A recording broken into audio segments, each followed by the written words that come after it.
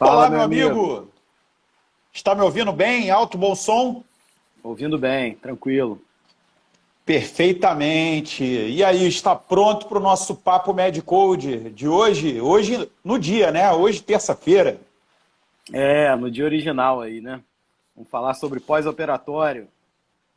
É um tema quente aí, principalmente para você, né? Com certeza. É o filé mignon da terapia Provavelmente. intensiva, né? Isso aí hoje em dia, meu amigo, você vê aos montes, né? Os borbotões aí, né? Com Então, o certeza. assunto de hoje é cuidado, né? Pós-operatório. E o nosso Papo Medcode vira podcast, né? Já temos aí uma gama de aulas em relação ao podcast do Papo Medcode. Já recebi mensagem aí de muitos colegas falando que escutam o nosso Papo Medcode aí pedalando que nem eu, ou no trânsito, no carro, ou dentro do Uber, indo para o trabalho, ou naquele momento de relaxamento que quer ouvir alguma coisa lá deitado no seu sofá. E ele está disponível onde, meu amigo Áureo? Os principais agregadores aí de podcast, né? Spotify, Deezer, Amazon Music, todos eles. Todos os É principais. só Pode procurar por conferir lá. Medcode que Isso, vocês Papo vão encontrar Medcode que lá. você acha. Nós já temos aí nutrição no paciente internado, hidratação, já falamos de feridas de pressão, né? Úlceras, Isso. já falamos também sobre. Controle O que mais que nós glicêmico. falamos? Controle Controle glicêmico na semana glicêmico. passada, que foi muito interessante, muito bom, entre outras, né? Então, Isso. nós vamos hoje para o nosso cuidado pós-operatório. Eu vou começar aí fazendo uma pergunta para o meu amigo Áureo. Na terapia intensiva, qual proporção aí, ou quantos pacientes dentro de uma enfermaria cheia de leitos, em média, aí, são de paciente pós-operatório? Como é que é essa questão de segurar a vaga para o paciente que vai ser operado? Dá uma visão prática aí para gente. É, na prática, assim, depende do perfil aí do hospital, né? Existem hospitais que têm CTIs específicos para fazer pós-operatório de cirurgia complexa, né? Pós-operatório de cardíaca, de vascular complexa, ou pós-operatório de cirurgia geral também, né? Complexa. Então, dependendo do tamanho do hospital, tem hospitais que têm isso, CTIs exclusivos. O Gafre, por exemplo, que é a nossa casa, infelizmente só tem um CTI, a gente não tem ainda CTIs especializados, UTIs, né, na verdade, a gente não tem unidades, né, a gente só tem um centro que concentra tudo ali dentro. Então, atualmente, sim, o nosso maior movimento de pacientes é de pós-operatório, de cirurgia complexa. Então, eu diria que é mais de 50% da nossa rotatividade, né? E tem uma característica importante, que é aquele paciente que é o filé mignon, né? Vamos dizer assim, de qualquer hospital. Porque é um paciente geralmente de um tempo de internação curto, né? E um paciente que vai trazer recursos ao hospital, né? Um paciente que faz uma cirurgia ortopédica complexa, por exemplo, né? Um paciente faz uma cirurgia vascular complexa. Então, é um paciente que, assim, qualquer hospital quer esse perfil de paciente, né? Então, lá no CTI do Gafre, eu diria que mais de 50% da rotatividade, né, são com esses pacientes. E muitos CTIs Até porque é são um assim, né? hospital que tem uma tradição, né? Tem uma veia cirúrgica muito pesada, né? É um hospital que Com tem muita certeza. tradição, né? Inclusive, a escola é de medicina e cirurgia, não que a cirurgia seja alheia à medicina, É mas é medicina, né? para enfatizar a veia forte da cirurgia do hospital, né? E como é que é essa questão do reservar vaga, né? Isso acho que é uma coisa que vocês devem receber pedidos o tempo todo. Você acha que funciona da mesma forma do público para o particular ou tem alguma diferença? Não, tem diferença, mas assim, depende muito do que você tem no seu hospital, né? Essa coisa de reservar vaga, isso é ilegal. A gente não pode reservar vaga esperando uma cirurgia eletiva com um paciente descompensando, por exemplo, na enfermaria. Então não pode reservar a vaga, né? Você tem que atender primeiro as descompensações agudas lá dos pacientes, as emergências, né? No Covid a gente viu muito isso, né? Suspensão de cirurgias eletivas justamente para ter leitos desbloqueados, digamos assim, É isso aí. E é o para atender as certo, né? urgências. Claro. E assim, o que a gente vê, na verdade, na maioria das vezes, é justamente o contrário, né? É aquele UTI, aquela UTI cirúrgica internando paciente clínico. Que às vezes você tem 2, 3 UTIs no seu hospital, já estão 2 lotadas, e só tem leito de UTI na UTI cirúrgica. Então, aquela UTI cirúrgica legalmente tem que admitir o paciente não cirúrgico, caso ele esteja no meio de uma emergência lá, de uma descompensação aguda, uma sepse, por exemplo, né, um infarto. Então, você acaba virando o leito de cirúrgico para clínico, né? Mas a gente vê, isso aí vê. No privado a gente vê, sim, reservando leito e tal. Mas é porque no privado, em geral, não falta muita vaga, né? Você tem outras UTIs e você tem mais leito disponível. Bom, aí vamos continuar a nossa sequência de questões, né? O paciente já passou pelo procedimento cirúrgico, né? Vai ser encaminhado ao centro de terapia intensiva, ou à unidade cirúrgica de terapia intensiva. Como é que é o recebimento desse paciente? O anestesista leva, conversa com você? Como é que é isso? Em geral, o anestesista vem junto com o cirurgião, né? No mínimo os dois aí, para te passar o paciente, né? Porque são visões diferentes mesmo do paciente, né? O anestesista, ele dá mais uma visão, digamos assim, clínica mesmo, né? Ele vai falar com você aí como que variou, por exemplo, a pressão arterial do paciente durante o procedimento, como é que foi a diurese, né? O que o paciente usou durante o procedimento em relação a medicamento, a droga, né? Se teve alguma intercorrência durante o procedimento. Isso. Então, assim, esse é o jeito que o anestesista te passa. Né? E o cirurgião... Assim, aproveitando esse gancho do anestesista, as questões ventilatórias, né? Por exemplo, tem paciente que vai ser estubado, lógico, né? Como é que é esse processo?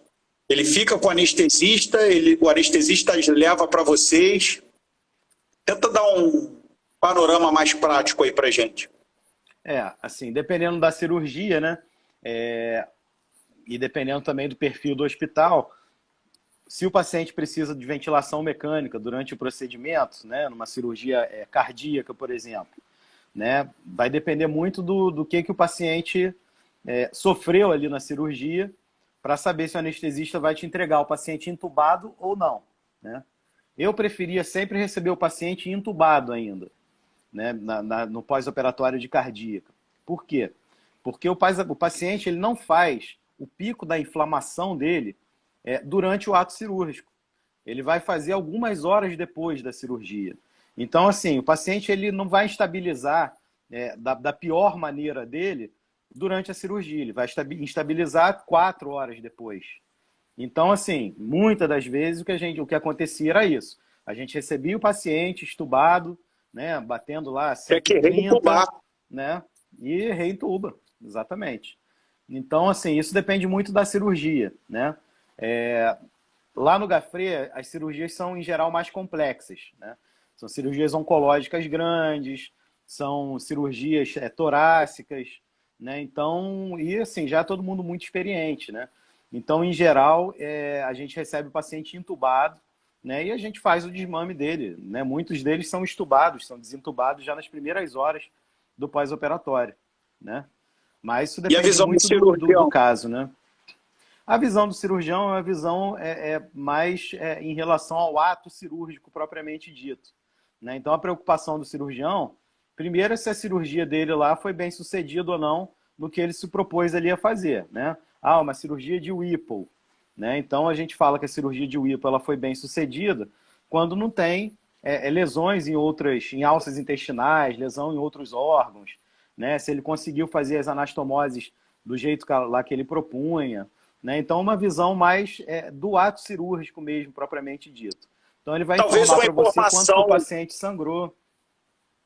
talvez uma formação muito relevante, por exemplo, dentro de uma cirurgia limpa ou uma cirurgia potencialmente contaminada, se o cirurgião vai falar para, olha, essa cirurgia virou contaminada. Então, com certeza. faça antibiótico-terapia para cobrir determinado local ali, né? Geralmente existem indicações de antibiótico profilaxia cirúrgica. Ela, no geral, dura 24 horas, essa antibiótico profilaxia, mas ela pode ser estendida se houver necessidade de terapia, quer dizer, contaminou o sítio cirúrgico e ele vai ter que continuar. Por exemplo, houve um acidente numa alça intestinal e houve uma ruptura de alça com extravasamento de conteúdo fecal, né? E aí, logicamente, ele tem que avisar isso ao intensivista, né? Pode, de repente, o próprio anestesista ter começado uma antibiótico terapia, mas quem vai dar continuidade a isso é o intensivista. Então, talvez um exemplo aí do que o cirurgião pode contar, né? Se o procedimento foi um sucesso ou se não foi tão bem sucedido assim. E assim, cirurgia oncológica, por exemplo, né, a gente brinca, né? Tem aquela rixa saudável entre o clínico e o cirurgião, né? Então, a gente brinca que para o cirurgião, a cirurgia sempre foi um sucesso, né? E aí, quando a gente vê, alguns dias depois lá, uma ruptura lá de alça, ou uma anastomose lá que abre, né? A gente sempre, né, acha que isso daí, isso aí é uma complicação lá, na hora de dar o ponto, não prestou atenção. Não, de jeito nenhum. Assim, cirurgia oncológica, às vezes você abre uma barriga e tá aquele monte de alça lá, tudo como se tivesse tudo congelado, né? A gente fala de barriga congelada, eles chamam isso, né, de barriga congelada. Então, assim, muitas das vezes não dá para você separar mesmo as alças, né, sem lesar uma alça ou outra. E às vezes a lesão é uma lesão que você não consegue identificar na hora, né? E aí, assim, o paciente faz o pós-operatório, por isso que o pós-operatório dele é na UTI, né? Porque na UTI a gente consegue detectar esses problemas muito mais cedo. O paciente faz uma distensão de alça, aumenta o lactato lá na gasometria arterial, né? Fica acidótico. E aí a gente sabe que tem algum problema, vai atrás do problema. Faz febre. Exame de imagem, febre. Né? Então, assim... Dá uma alteração no exame abdominal, sugerindo uma peritonite, o abdômen começa a ficar rígido. Isso, distende, né? Distende, né? Se a peristalse reduz, né? Entre outras coisas. É isso aí. Então, assim, muitas das vezes não dá para visualizar essas coisas, né? Então, complicação cirúrgica nesses casos é inerente ao procedimento. Reativo, né? Você acaba sendo reativo, não proativo. Você acaba reagindo a uma alteração que você acaba vendo no pós-operatório. E é justamente em cima disso que eu queria te fazer outra pergunta. Por exemplo, analgesia. Vocês têm protocolos de analgesia pós-operatório? Vocês são reativos em relação à analgesia? E naquele paciente que está ainda sedado, porque ainda está entubado, né? Costuma contemplar o analgésico nessas situações? Então é um 3 em 1 aí. Se vocês são mais reativos em relação à dor, se existe um protocolo já firmado em relação a isso, preventivo, em relação ao pós-operatório, no paciente que não está se comunicando, né? Como que isso é feito? Entubado, por exemplo. Existe sim, assim, a analgesia é uma das coisas mais importantes que tem na UTI nesse tipo de paciente, se não for a mais importante, né?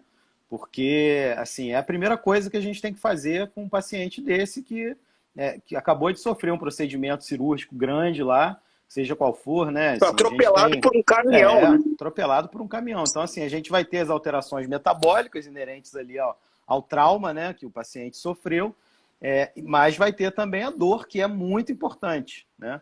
Então, assim, é muito importante, tem os protocolos sim, né? E nos pacientes que estão em prótese ventilatória, não estão se comunicando, a gente faz isso sim preventivamente, né? A gente tem protocolos de sedação e analgesia bem utilizados aí em terapia intensiva, que servem para a maioria dos casos, maioria dos pacientes. Mas a gente faz analgesia nesses pacientes, obviamente, antes da gente achar que eles estão com dor. né? A gente faz o que é reativo é o ajuste, né? Exatamente, porque às vezes você faz uma dose que não é suficiente para o paciente. Tem cirurgias que são mais dolorosas que outras, vamos dizer assim. Então, cirurgias ortopédicas e cirurgia cardíaca, né, são as mais dolorosas que tem, né? Porque você mexe com osso, né? Cirurgia cardíaca, você imagina, você vai serrar o externo, né? Então, assim, é um negócio bem doloroso mesmo. Então, o paciente já entra já no CTI usando fentanil. Ele já sai do centro cirúrgico, já chega para a gente em infusão contínua de fentanil, né? Então, assim, nesses pacientes que estão em prótese ventilatória, é mais fácil a gente controlar, né? Embora a visão da maioria das pessoas seja justamente o contrário, né? Ah, o paciente não reclama de dor, como é que eu vou saber? Você vai saber quando ele taquicardiza, quando ele está com a pressão mais alta, né? Se o paciente está semiconsciente, ele faz faces de dor também, né? Mas, assim, em geral, a gente já faz o fentanil já antes dele manifestar qualquer sinal, né? E vai, aos poucos, desmamando. Se é um paciente que chega no CTI, como eu falei, né? Ele chega no CTI em prótese ventilatória, chega entubado, né? E você tem a perspectiva de extubar ele precocemente, o último medicamento que vai sair é o fentanil. Sedativos, né? E vai deixando por último os analgésicos, né? Que em geral são opioides e que sedam também, né? Então é muito importante o controle de dor. Nos pacientes que estão conscientes é um pouco diferente, né? Dependendo do tipo de cirurgia, às vezes você não precisa ficar em infusão contínua de opioide, né? Você pode escalonar a tua analgesia. Então a gente começa em geral com um analgésico puro, né? Uma dipirona, um paracetamol. Depois, no segundo passo, a gente associa um anti-inflamatório, se o paciente não tiver nenhuma contraindicação, obviamente, né? E do anti-inflamatório, né, se você precisar ainda de drogas mais potentes, aí você associa aí um opioide, que pode ser um opioide fraco ou um opioide forte, né? Um opioide fraco é a codeína, é o tramadol, né? E o opioide forte é a morfina, é a nalbufina, né? São meperidina, né? E os opioides que a gente usa em infusão contínua, como remifentanila, né?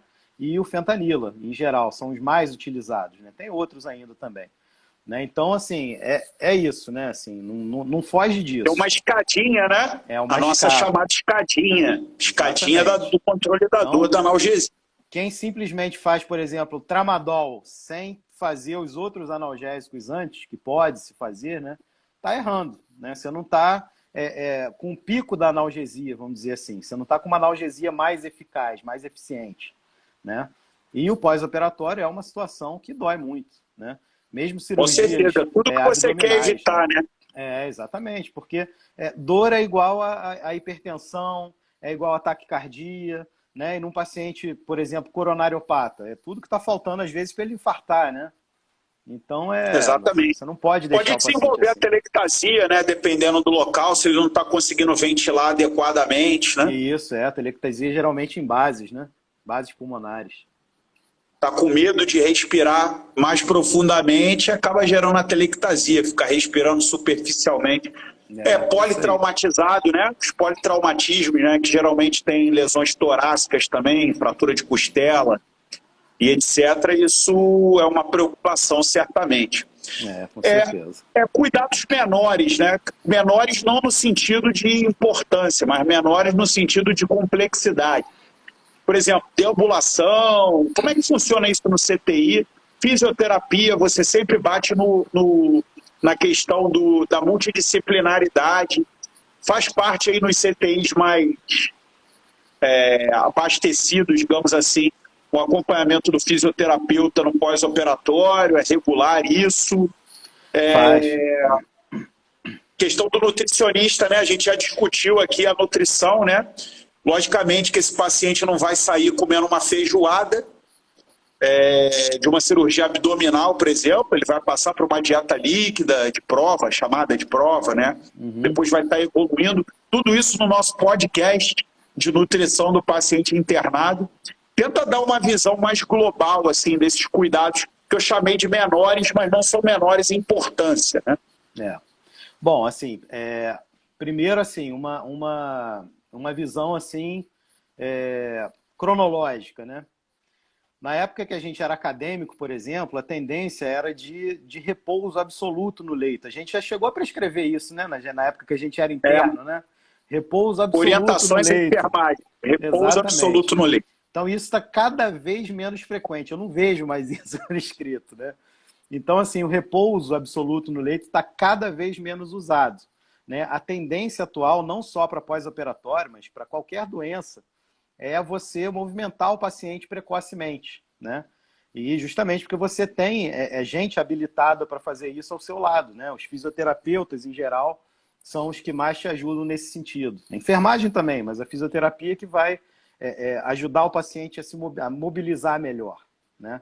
Então, assim, no geral, a tendência é essa. Então, você vê cirurgias ortopédicas, por exemplo, o sujeito que troca lá, coloca uma prótese, faz uma artroplastia de joelho, né? Coloca uma prótese ali de joelho.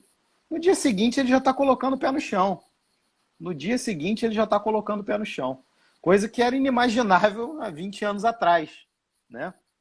O paciente que faz uma cirurgia cardíaca já está levantando do leito, às vezes, no dia seguinte também, né? Opera de manhã, é estubado no CTI e tal, não sei o quê. No dia seguinte, ele já está sentando no leito, né? Já, às vezes, ainda com os drenos ainda todos ali, mas já se movimentando. Então, isso é uma coisa... Você vê fisioterapeutas, os hospitais bem municiados de fisioterapia, está em Com falta, certeza. uma situação complicada ou não? Não, assim, a gente Porque eu vejo muitos fisioterapeutas sendo formados, né? E eu fico sempre nesse questionamento. Os hospitais estão municiados adequadamente, em quantidade, né, desses fisioterapeutas para fazer esses procedimentos, né? Eu já trabalhei em alguns, né? Faz tempo que eu não entro num CTI para trabalhar, mas muito sobrecarregados, né? Muitos pacientes, poucos profissionais. Isso é um problema. Na fisioterapia, certamente, isso é um problema, né? Os hospitais mais bem aparelhados, com melhores resultados, têm fisioterapeutas em quantidade suficiente, né? Mas, infelizmente, é uma minoria dos hospitais que tem essa consciência, né?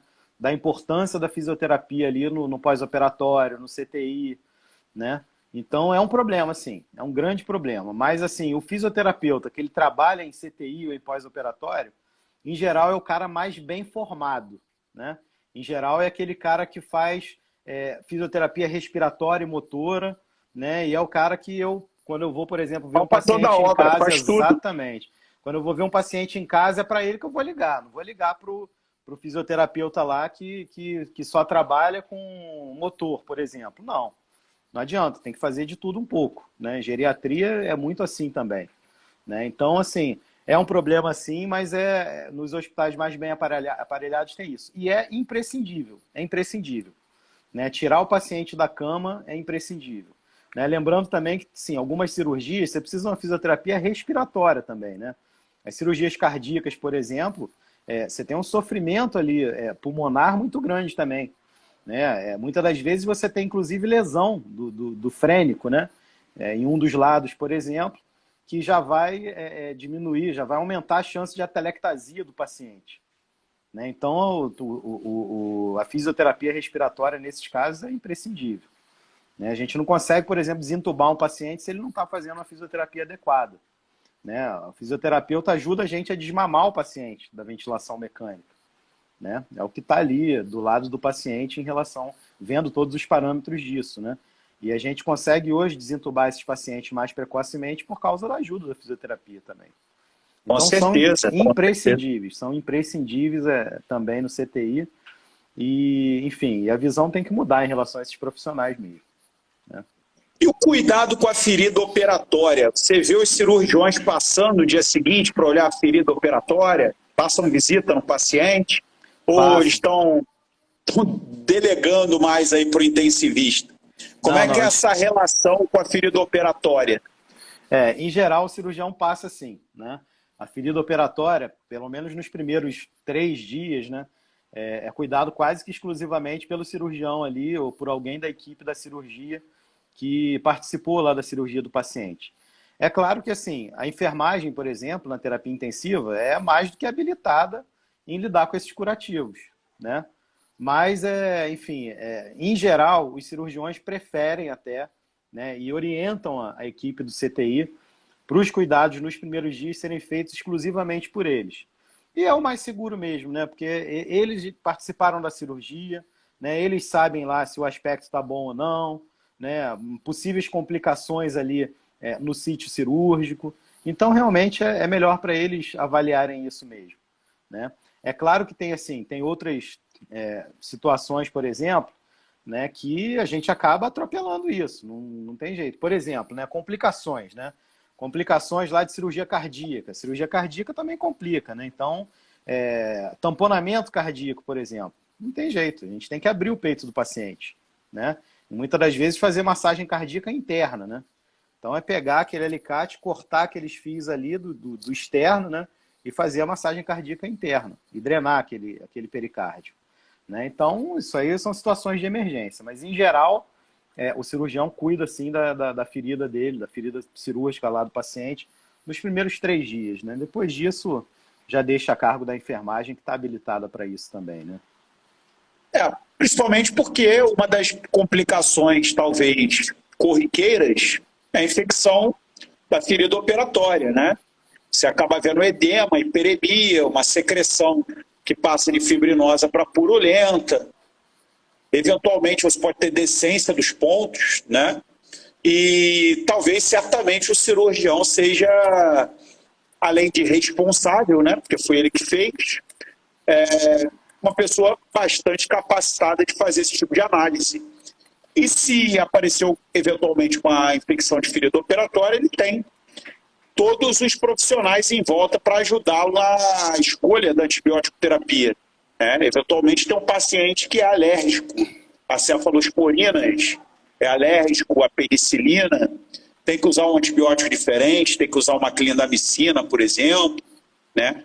Tem hospitais que têm grande problema com Staphylococcus aureus do tipo MRSA. Existem infecções de ferida não estafilocócicas. Então, assim, nas CNTP, nas condições normais de temperatura e pressão, o cirurgião lida muito bem com isso. Mas, às vezes, isso sai da normalidade, e aí tem CCIH, tem o intensivista, tem todo mundo aí com experiência suficiente para lidar com esses assuntos, né? E as outras complicações, né? Você acaba vendo, esqueceram de botar profilaxia para TVP num paciente, ele fez trombose venosa, tromboembolismo pulmonar, entre outras coisas. Essa questão da TVP, né? Tem um jornal que eu gosto bastante, que é o Annals of Internal Medicine. É um jornal vinculado a Harvard, né? Também tem um vínculo forte com Massachusetts, né? E é um jornal de saúde pública, basicamente. Ele gosta de levar muito em considerações custos, mortalidade evitável, né? Morbidade, erros médicos. E a trombose venosa profunda, grande parte dos acontecimentos são por erro médico, principalmente vinculado não somente a pacientes oncológicos ou pacientes de alto risco, outros, mas especificamente pós-operatório, né? Como é que está essa situação da profilaxia? A galera esquece mesmo? Tem algum lembrete, algum alarme nas próprias prescrições desses hospitais? Estados Unidos eu vejo muito isso. Os sistemas automatizados. Olha só, está faltando isso aqui. Quase uma inteligência artificial. Como é que está essa questão aí da TVP? A galera está esquecendo de fazer a anticoagulação profilática? Tá bem? Como é que está esse termômetro nesse sentido? Assim, isso depende muito também do cirurgião, né? Do cirurgião. No CTI, em geral, a gente já tem isso já no nosso DNA, né? Fazer a profilaxia aí contra eventos trombóticos já está no nosso DNA. É um dos nossos mandamentos. Já abre o MedCode, usa lá a calculadora para avaliar o risco do paciente cirúrgico para TVP. Então, assim, esses pacientes cirúrgicos, em geral, eles têm um risco muito aumentado, né, de TVP. Seja por ele ser um paciente oncológico, né, que em geral são as cirurgias intraabdominais complexas, são de pacientes oncológicos, né? Seja por cirurgia ortopédica, né? Então, é um paciente com risco muito aumentado. Então, o ideal é fazer a profilaxia nesses pacientes, é óbvio, a gente no CTI sabe disso. Muitas das vezes, o cirurgião pede para não fazer nas primeiras horas, né? Pede para deixar a profilaxia, de repente, para o dia seguinte, para 12 horas depois. Né? E, em geral, isso não complica muito, não. Não complica muito, não. E isso também é uma vantagem de você ter UTIs, por exemplo, especializadas, né? Ou CTI onde tenha muita cirurgia. Né? Porque isso aí é uma coisa que fica mais...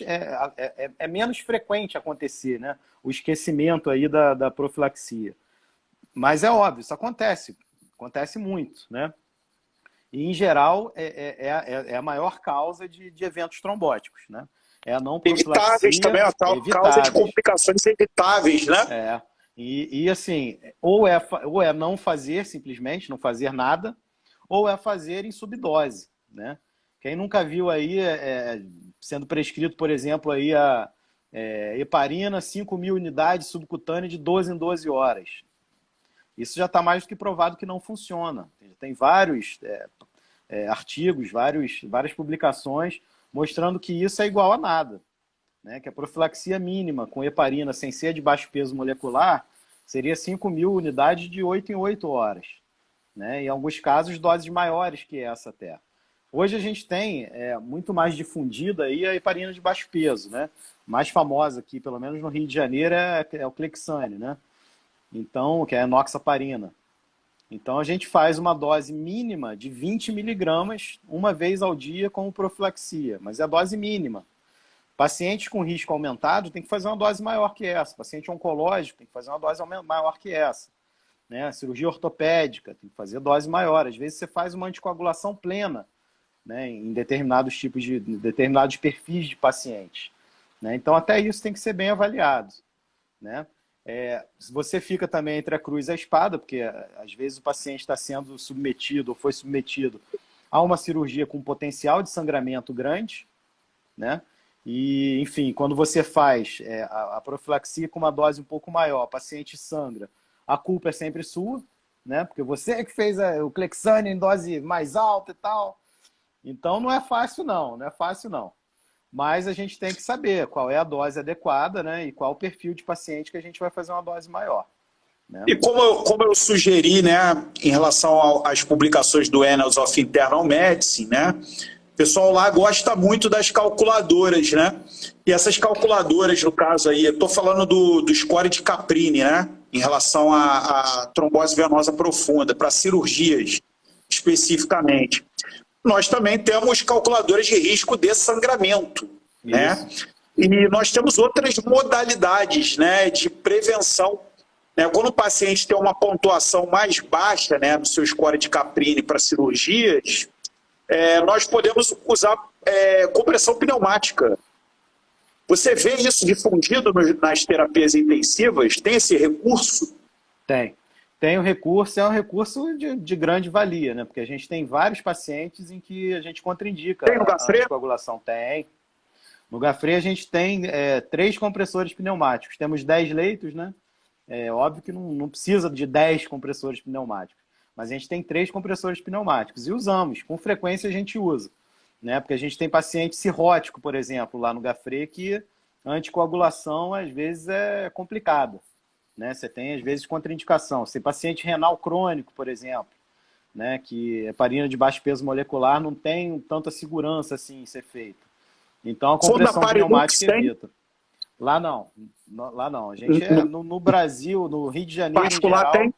No particular até tem, mas ainda se usa mais enoxaparina mesmo. Enoxaparina é mais usado. Preferência, né? Preferência. Nós somos raiz. Nós somos raiz. Nós usamos Clexane, não usamos Fondaparinux. Isso aí. Beleza. Eu acho que um dia desse a gente podia marcar para conversar só sobre trombose venosa profunda. Eu acho que dá pano para manga isso, né? Acho que é um tema bastante interessante.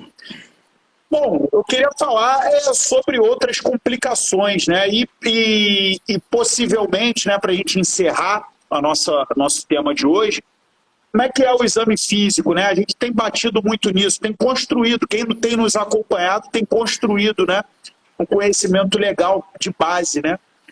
como é que é o exame físico de vocês, intensivista, nesses pacientes pós-operatórios? Tem algum enfoque? Eu já falei de TVP, já falei de abdômen, mas assim, tenta dar um panorama aí pra gente. O que vocês acabam tendo mais cuidado aí? Geralzão. Assim, em primeiro lugar é o sítio cirúrgico, né? Então, o paciente fez uma cirurgia cardíaca, por exemplo. Então, você vai se preocupar ali muito com o exame do aparelho respiratório, né, e do cardiovascular. Né? Isso é dinâmico, né? Não é aquela coisa de enfermaria que você chega de manhã e examina, não. Esse paciente é dinâmico, você está em cima dele o tempo todo. Né? E você está em cima dele vendo se ele não tem nenhum dado sugestivo no exame físico, na monitorização, sugestiva, por exemplo, de tamponamento cardíaco, de infarto, né? De atelectasia, por exemplo. Então, assim, depende muito do sítio cirúrgico. Né? A cirurgia ortopédica complexa, você vai avaliar ali, vamos supor que ele operou o joelho direito, você vai avaliar aquela perna ali com mais cuidado. Né? Vascularização, né? Vai avaliar risco de trombose, se tem empastamento, se tem outros sinais, né? No abdômen, assim, logicamente, você vai querer ver se o paciente tem uma peristalse regularizada. Isso influencia diretamente na dieta que você vai prescrever, né? Como que você vai conversar com o nutricionista, nós já batemos muito nisso aqui, né? Você tem o trato gastrointestinal ativo, né? Você vai observar, de repente, cirurgias ortopédicas ou politrauma, questões inerentes a débito urinário, função renal, o paciente pode fazer uma rabdomiólise, isso gerar insuficiência renal, né? E então você tem que estar atento nisso. Isso é até também uma coisa muito importante, né? Todo paciente que vai para o CTI no pós-operatório, obviamente, pós-operatório é complexo. Então, essa avaliação hemodinâmica, né, é muito importante. É muito importante, né? Avaliação hemodinâmica não quer dizer que o sujeito tem que estar com Swan-Ganz. Não. Débito urinário é uma avaliação hemodinâmica, né?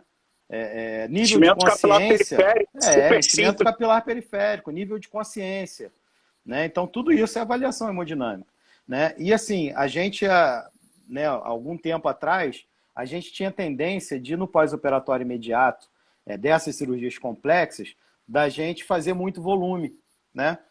Que a gente se preocupava muito com a insuficiência renal e tal. Hoje a gente faz menos, porque a gente sabe o quão deletério é o edema de alça, que às vezes a gente promove no paciente. Então a gente está um pouquinho mais restritivo na infusão de volume. Né? A gente tem aí alguns estudos, tem um estudo até nacional, que é o POSSUM, né? Criou depois até um score que prega isso, né? Prega fazer menos volume nesses pacientes. Então isso é uma observação aí importante. Mas é claro, assim, no CTI é mais fácil da gente avaliar, né, essa volemia. Né? Em geral, parte respiratória, que a gente já falou, fisioterapeuta, risco de atelectasia pós-cirúrgica. Paciente neurocirúrgico, com certeza um exame neurológico essencial, né? Essencial. Então, eu gosto de chamar atenção nisso, gosto de terminar nesse clima médico raiz, como eu já comecei a dizer, para estar sempre puxando a sardinha para o lado da semiologia, né? Gente, não tem como você não tentar se aprimorar na semiologia durante a sua prática, né? Quando a gente faz medicina ambulatorial, a gente acaba focando num item ou outro da semiologia dentro daquilo que a gente está praticando, né?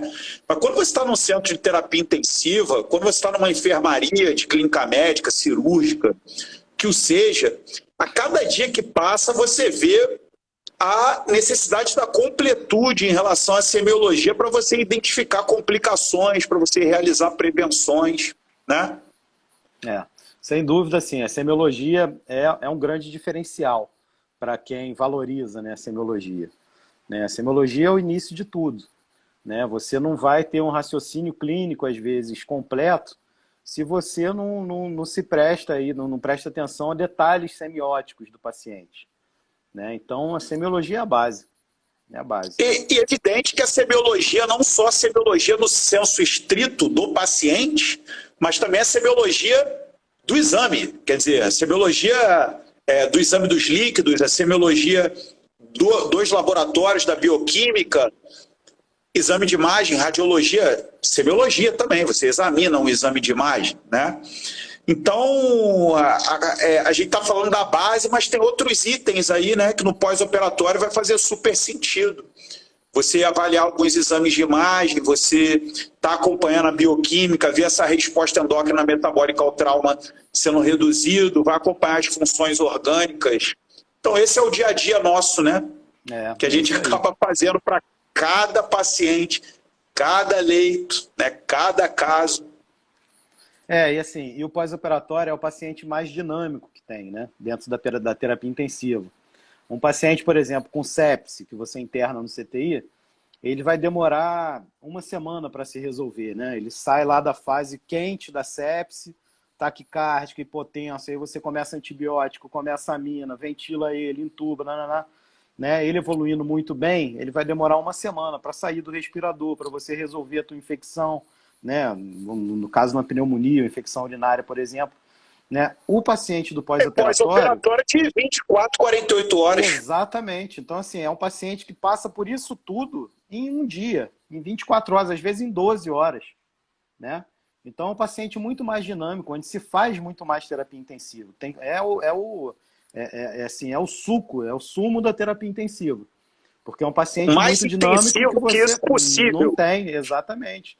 Então, é um paciente que você tem que agir rápido mesmo. Né? Tem que atuar rápido, pensar rápido e agir rápido. Um tamponamento cardíaco, se você perde 5 minutos, o paciente morre, não tem jeito. Acabou. Né? Então, uma telectasia pulmonar também, você tem que agir rápido também. Né? Se o paciente compromete a ventilação dele por causa da telectasia, ele vai afundar e vai morrer em alguns minutos, em poucas horas. Né? Então, é o paciente que demanda muito mais concentração, né? Muito mais avaliação, então demanda muito mais atenção. Né? Então, todo intensivista adora fazer pós-operatório. Né? Para fechar com chave de ouro, semana que vem é sepse, né? Para a gente fechar esse 2021. Eu acho que talvez aí o tema super quente, super relevante, eu acho que vem para resumir, né? Tudo que a gente falou, né, nesse Papo Med-Code, os anteriores, vão culminar na sepse, talvez aí o carro-chefe, né, das internações, junto com o pós-operatório. É isso aí. Lembrando então, aí vou dando minhas vou dar minhas palavras finais e você aí arremata. Então, pessoal, um abraço. Hoje eu fui praticamente um entrevistador, né? Porque pós-operatório é terapia intensiva, meus amigos.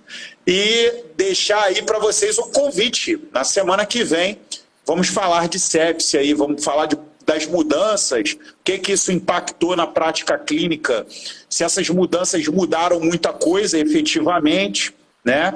Vamos falar aí dos procedimentos, os pacotes, né? Os pacotes precoces, os pacotes mais tardios. Vamos falar um pouquinho de antibiótico terapia, né? Então acho que vai ser legal. Com certeza.